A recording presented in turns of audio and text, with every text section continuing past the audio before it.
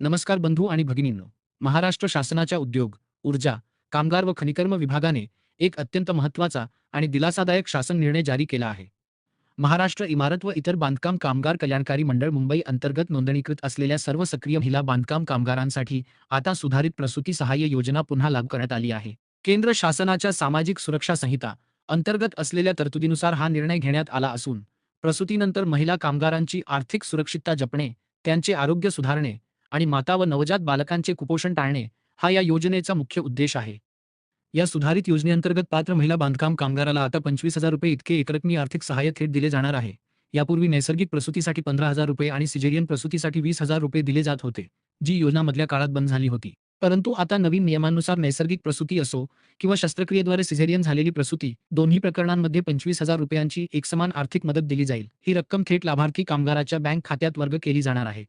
या योजनेचा लाभ घेण्यासाठी काही महत्त्वाचे निकष पूर्ण करणे आवश्यक आहे. पहिली गोष्ट म्हणजे अर्जदार महिला ही मंडळांतर्गत जीवित म्हणजेच सक्रिय नोंदणीकृत बांधकाम कामगार असावी. दुसरी महत्त्वाची अट म्हणजे प्रसूती झाल्यानंतर 1 वर्षाच्या आत ऑनलाईन अर्ज सादर करणे बंधनकारक आहे. 1 वर्षाचा कालावधी उलटून गेल्यास अर्ज स्वीकारला जाणार नाही. तसेच ही योजना पहिल्या 2 हप्त्यांच्या प्रसूतीसाठीच लागू राहील. जर प्रसूती दरम्यान किंवा प्रसूतीनंतर दुर्दैवाने अपत्याचा मृत्यू झाला तरी देखील जिल्हा शल्यचिकित्सकांचे प्रमाणपत्र सादर करून महिला कामगार या 25,000 रुपयांच्या लाभासाठी पात्र राहू शकते. या योजनेसाठी अर्ज करताना प्रसूतीनंतर अपत्याचे जन्म नोंदणी प्रमाणपत्र, बर्थ सर्टिफिकेट किंवा प्रसूतीबाबत जिल्हा शल्यचिकित्सकांचे अधिकृत प्रमाणपत्र जोडणे अनिवार्य आहे.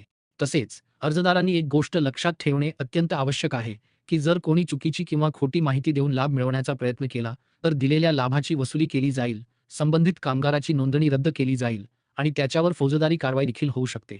सर्व नोंदणीकृत महिला कामगारांनी मंडळाच्या अधिकृत संगणकीय पोर्टलवरूनच या योजनेचा लाभ घ्यावा. मित्रांनो, जर तुम्ही किंवा तुमच्या ओळखीतील कोणीही महिला बांधकाम कामगार मंडळात नोंदणीकृत असतील, तर या सुधारित प्रसूती सहाय्य योजनेचा लाभ नक्की घ्या आणि ही महत्त्वपूर्ण माहिती गरजू महिला कामगारांपर्यंत जास्तीत जास्त शेअर करा. योजनांबद्दलचे असेच नवीन अपडेट्स आणि शासकीय निर्णयांची माहिती वेळेवर मिळवण्यासाठी आपल्या योजना परिचय चॅनेलला नक्की सबस्क्राईब करा आणि बेल आयकॉन दाबा. व्हिडिओ आवडला असल्यास लाईक आणि शेअर करायला विसरू नका. पुन्हा भेटूया अशाच एका नवीन आणि उपयुक्त माहितीसह. धन्यवाद.